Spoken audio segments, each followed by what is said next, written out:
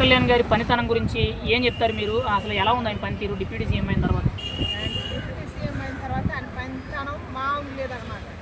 Deputy సీఎంకే ఉన్నదే వచ్చింది పవన్ కళ్యాణ్ ఆయనకి ఇచ్చినాక. పనితనం అట్టాటి నాయకుడు ఎవరు చేశారు అంటే ఆయన ఏం చేస్తలేదు, ఏం పట్టించుకోవట్లేదు అని చెప్పి కొంతమంది బాగా విమర్శిస్తున్నారు. అంటే సినిమా షూటింగ్లు, సినిమా ప్రమోషన్లు, పదవిని అడ్డం పెట్టుకొని ప్రజాధనాన్ని దుర్వినియోగం చేస్తున్నాడని చెప్పి విమర్శలు చేస్తున్నారు. దానికి మీరేం చెప్తారు? దానికి దుర్వినియోగం ఏం చేయట్లేదు, మంచిగా చేస్తాను, అంత మంచిగా చేస్తున్నా, మంచిగా రావట్లేదా?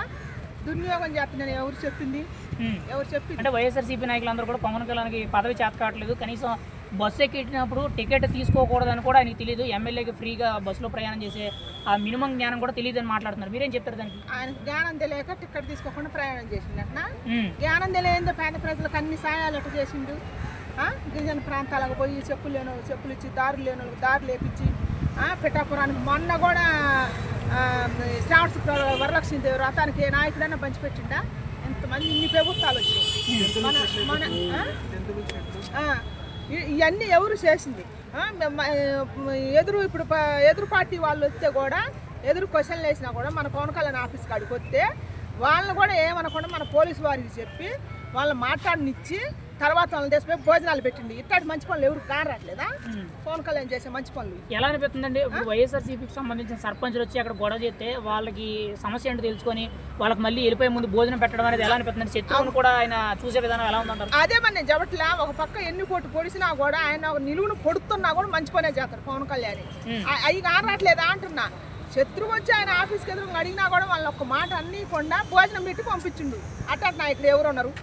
ఎవరన్నా ఉన్నారా ఇంతకుముందు? ఇప్పుడు మనకు కానొచ్చారా?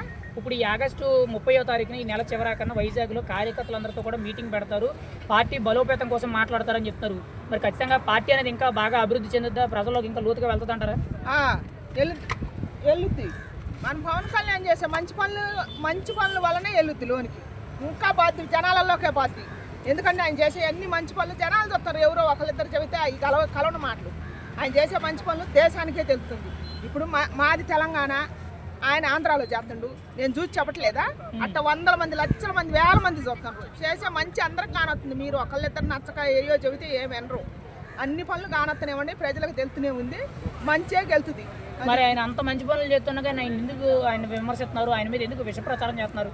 అదే మరి చెబుతుండే, కొన్ని దుష్టగ్రహాలు అనేవి ఉంటాయి. మంచిని ఎప్పుడు మంచి అని ఒప్పుకోరు, వారం లేని చక్కలు అవన్నీ అంతే.